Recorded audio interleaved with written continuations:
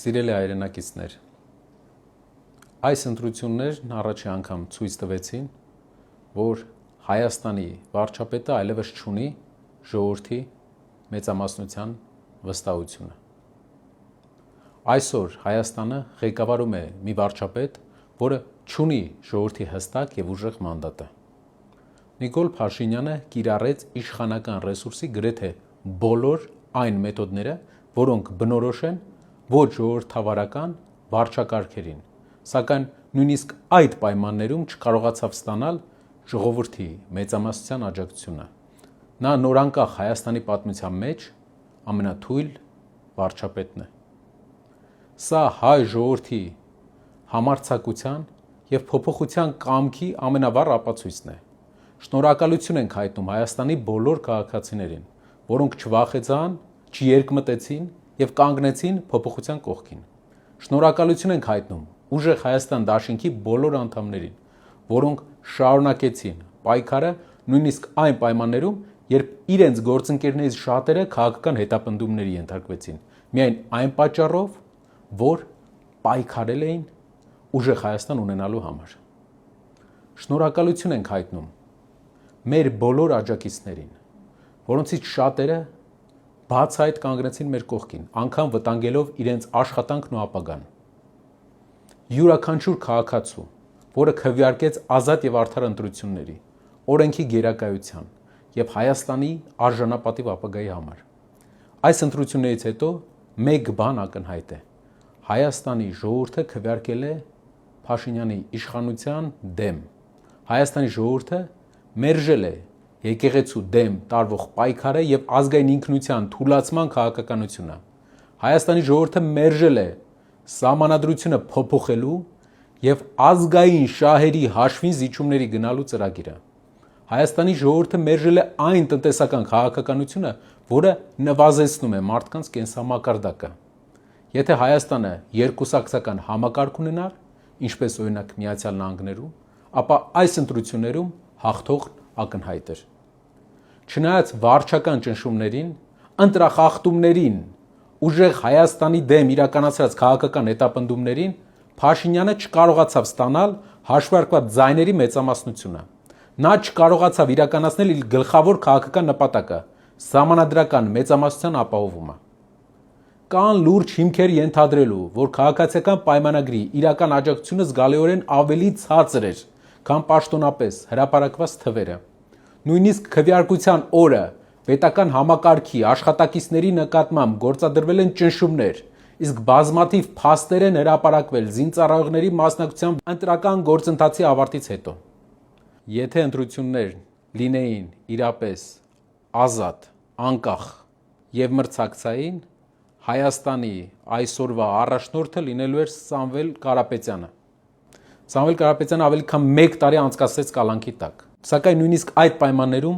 կարողացավ կանխել Նիկոլ Փաշինյանի սահմանադրական մեծամասնություն ձևավորելու գործընթացը։ Նման օրինակ դժվար է գտնել աշխարհի որևէ ժողովրդավարական երկրում։ Նա կարող էր ընտրել անձնական ազատությունը,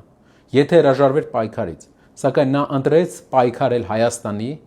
հայ առաքելական եկեղեցու եւ հայ ժողովրդի ազգային շահերի համար։ Մենք խոստացել էինք ժողովրդին հաղթանակ, եւ այդ հաղթանակը մենք բերելու ենք։ Ընդամենը 4 ամսում Սամվել Կարապետյանի առաջնորդությամբ ստեղծվեց Հայաստանի ամենաուժեղ ընդդիմադիր քաղաքական ուժը։ Ուժեղ Հայաստանը Հայաստանի պատմության ամենաուժեղ ընդդիմությունն է։ Մենք թույլատրինք գործող իշխանության դիրքերը։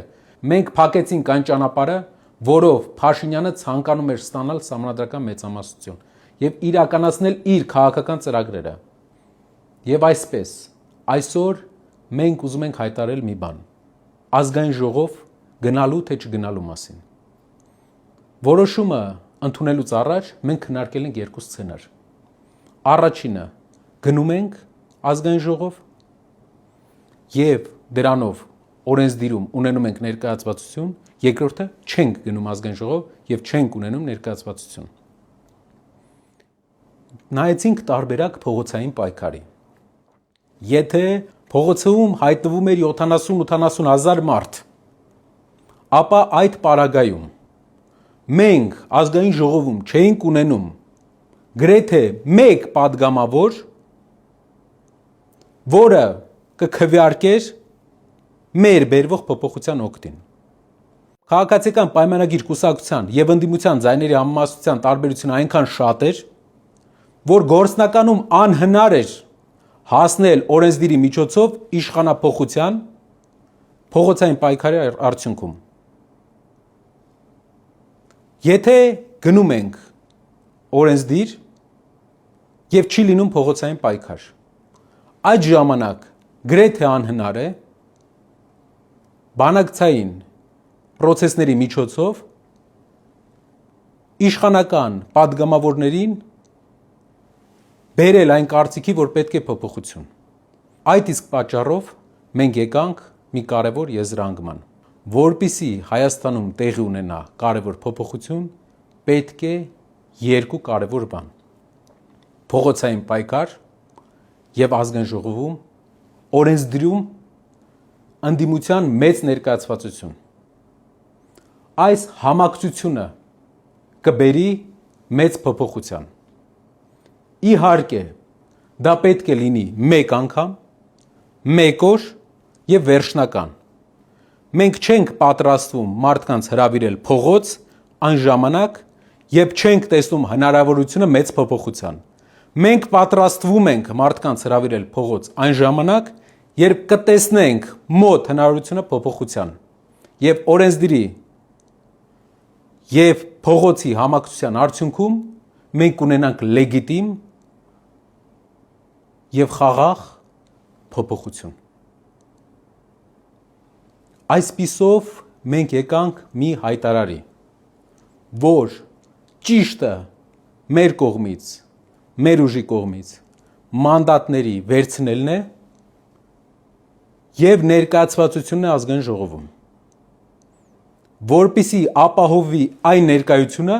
որը վաղը կաջակցի փողոցային պայքարին նաեւ։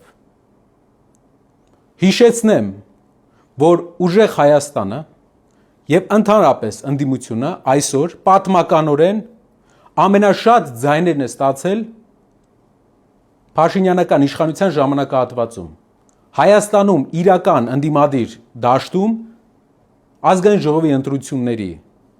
ժամանակ վերջին ժամանակներում ամենաշատ ընդդիմադիր ձայներ հավաքած ուժը ուժեղ Հայաստանն է։ Եվ սա ապացուցում է մի բան, որ մեր հայրենակիցները վստահեցին մեզ, իսկ մենք երբեք չենք հիասթափեցնի մեր հայրենակիցներին։ Անկամ եթե երբեմն մեր քայլերի մեջ մեր հայրենակիցները տեսնեն զգուշություն, վստահ եղեք, որ այդ զգուշությունը հուսախաբ չանելու համար է։ Ուզում եմ հատուկ նշել, որ մանդատների վերցնելը չի նշանակում ազգային ժողովում այս համամասնության լեգիտիմության ճանաչում։ Քաղաքացիական պայմանագիր կուսակցությունը ներկայացված է ավելի շատ ներկայացուցիչներով, քան պետք է լիներ, եթե լինեին օրինական եւ արդար ընտրություններ։ Մենք չենք ճանաչում քաղաքացիական պայմանագիր կուսակցության ներկայացվածության թվաքանակը, ներկայացվածությունը ազգային ժողովում այս կազմով։ Սա ընտրախախտումների հետևանք է եւ ուզում եմ մեր հայրենակիցներին վստահեցնել, որ մեր սկսած գործը մենք ավարտին ենք հասցնելու։ Մեր ճանապարհային քարտեզը պարզ է։ Փաշինյանը առաջի անգամ կորցրեց ժողովրդի մեծամասնության վստահությունը։ Նա կորցրեց սահմանադրական մեծամասնություն ստանալու հնարավորությունը։ Մենք կսկսենք մասնակցել համայնքային ընտրություններում եւ կշարունակենք ընդլայնել ժողովրդի վստահությունը։ Ինչու է պետք համայնքային ընտրությունների մեր մասնակցությունը, որովհետեւ այս ամբողջ process-ների ժամանակ ընտրախախտումների մեջ նշանակալի դեր ունի համայնքներում քաղաքացիական պայմանագիր կուսակցության տեղային ներկայացուցիչների վարքագիծը եւ ճնշումները։ Մենք պետք է կտրենք քաղաքացիական պայմանագիր կուսակցության թևերը Հայաստանով մեկ, որպեսզի նրանք հնարավորություն ունենան ամեն գյուղում, ամեն քաղաքում ճնշման ենթարկել մեր հայրենակիցներին իրենց արդար որոշման համար։ Սա կբերի շատ ավելի դրական լուծումների հետագայի process-ների ժամանակ, արտահերթ եւ հերթական ընտրությունների ժամանակ։ Մենք նաեւ կսկսենք պայքարել բոլոր այն ուղղություններով, որոնք կօգնեն մեզ սահմանափակել քաղաքացիական պայմանագրի իշխանությունը, որպիսի այդ գործիքակազմերը, որոնք նրանք ունեին այս ընտրության ժամանակ ընտրակեղծի կատարելու, չօգտագործեն այլևս։ Երկարաժամկետ առումով մեր երկիրը ունի մեծ մարտահրավերներ, եւ այս մարտահրավերներին դեմ կանգնելու համար մեզ պետք է փոխել այսօրվա իշխանությունը։ Մեր սկսած գործը մենք հասցնելու ենք ավարտին։